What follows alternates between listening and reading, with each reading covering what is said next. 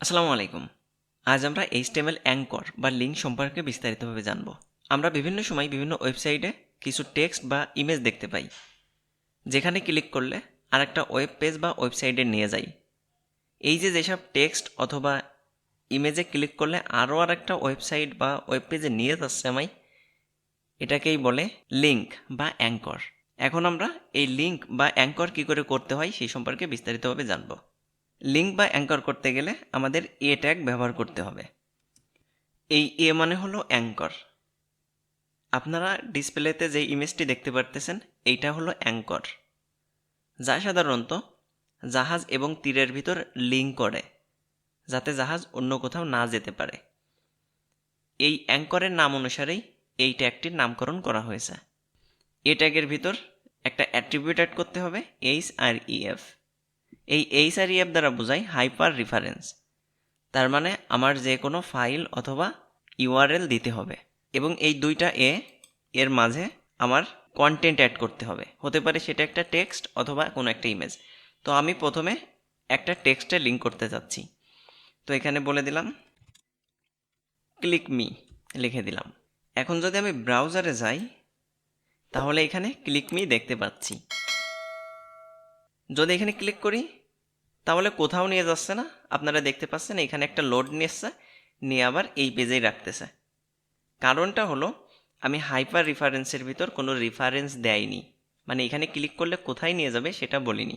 তো প্রথম পর্যায়ে আমরা একটা পেজ থেকে আরেকটা পেজে লিঙ্ক করব, এবং তারপর আমরা বিভিন্ন ওয়েবসাইটের সাথে লিঙ্ক করব। তো এখানে আমাদের দুইটা পেজ আছে, যেমন index.html এবং about.html। আমি চাচ্ছি এই ক্লিক মিতে ক্লিক করলে about.html যে পেজটি আছে ওইটা ওপেন হবে। তাহলে কি করব, যেহেতু সেম ফোল্ডারে আছে আমি শুধু নাম দিয়ে দিব। এখন যদি সেভ করি এবং ব্রাউজারে যাই, এই ক্লিক মিতে যদি এখন ক্লিক করি তাহলে দেখতে পাচ্ছি অ্যাবাউট পেজটা এখানে ওপেন হয়ে গেছে। এখন আমি চাচ্ছি যে এইখানে গো টু হোম নামে একটা টেক্সট থাকবে, যেখানে ক্লিক করলে আমায় আবার হোম পেজে নিয়ে যাবে। চলুন তো দেখে আসি এটা কি করে করা যায়। এটা করাও খুবই সোজা। এই about.html পেজ ওপেন করলাম, করার পর এখানে একটা ট্যাগ অ্যাড করলাম, আবার এ ট্যাগ। কোথায় নিয়ে যাবে হাইপার রেফারেন্সে বলে দিলাম যে আমায় index.html পেজে নিয়ে যাবা, আর এইখানে বলে দিলাম গো টু হোম। যদি সেভ করি ব্রাউজারে যাই তাহলে এখানে দেখতে পাচ্ছি গো টু হোম একটা অ্যাঙ্কর।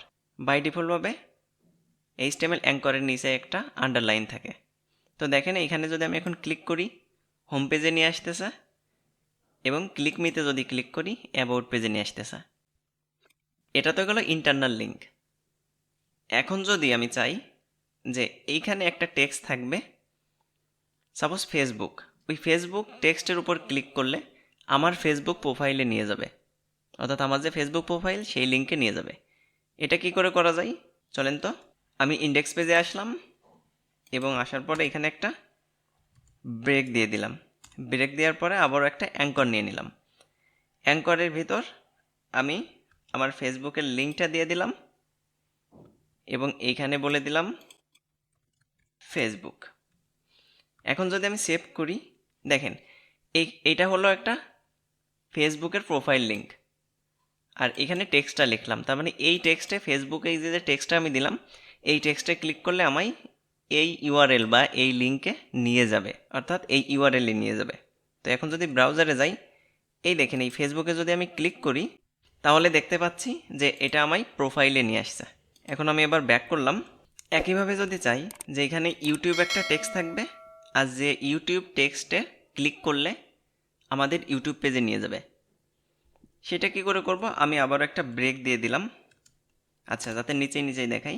তারপর একটা অ্যাঙ্কর নিয়ে নিলাম, আর অ্যাঙ্করের ভিতর আমি আমাদের ইউটিউবের যে লিঙ্কটা ওটা দিয়ে দিলাম, আর ভিতরে ইচ্ছামতো টেক্সট দিতে পারি, আমি দিয়ে দিলাম ইউটিউব।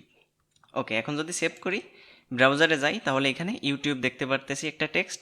এই ইউটিউব টেক্সটের উপর ক্লিক করলে আমরা দেখতে পাচ্ছি আমাদের ইউটিউব চ্যানেলটি ওপেন হয়ে গেছে। আমি ব্যাক করলাম। এখন আমি চাচ্ছি এই যে ফেসবুক এবং ইউটিউব টেক্সট, এই ফেসবুক টেক্সটের জায়গায় একটা ইমেজ ব্যবহার করতে, অর্থাৎ ফেসবুকের লোগো ব্যবহার করতে। আর আমরা সেই ইমেজে ক্লিক করলে আমাদের ফেসবুকে নিয়ে যাবে এবং ইউটিউবের এই জায়গায় ইউটিউবের একটা লোগো ব্যবহার করতে এবং আমরা সেই লোগোর উপর ক্লিক করলে যেন আমাদের ইউটিউব চ্যানেলে নিয়ে যাই। তো চলুন এটা কি করে করা যাক। সর্বপ্রথম আমরা ফেসবুকে এই টেক্সটের জায়গায় একটা ইমেজ বসাতে যাচ্ছি। তো আমরা সবাই জানি ইমেজ বসাতে গেলে আমাদের আইএমজি ট্যাগ ইউজ করতে হয়। আমি অলরেডি এখানে ফেসবুক একটা লোগো এবং ইউটিউবের একটা লোগো এনে রাখছি। ওকে, তো ইমেজ সোর্সের ভিতর আমি বলে দিলাম fb.jpg, অল্টার টেক্সট ইউজ করলাম না, জাস্ট একটা উইথ ইউজ করলাম 100 পিক্সেল। এখন যদি সেভ করি, দেখেন সর্বপ্রথম অ্যাঙ্কর ছিল আর তারপরে অ্যাঙ্করটা শেষ ছিল আর এর ভিতরে আমরা ইমেজ ইনসার্ট করছি। এখন যদি সেভ করি এবং ব্রাউজারে যাই তাহলে দেখতে পারতেছি এখানে বড় করে একটা ফেসবুকের লোগো আসছে আর কি। আচ্ছা, যেটা আমাদের জুম করার কারণে এত বড় লাগতেছিল। এখন যদি এই ইমেজের উপর ক্লিক করি তাহলে দেখতে পাবো আমার ফেসবুক প্রোফাইলে নিয়ে আসছে। এখন এই ইউটিউবের এই টেক্সটের বদলে আমরা এখানে একটা ইমেজ দিয়ে দিতে যাচ্ছি।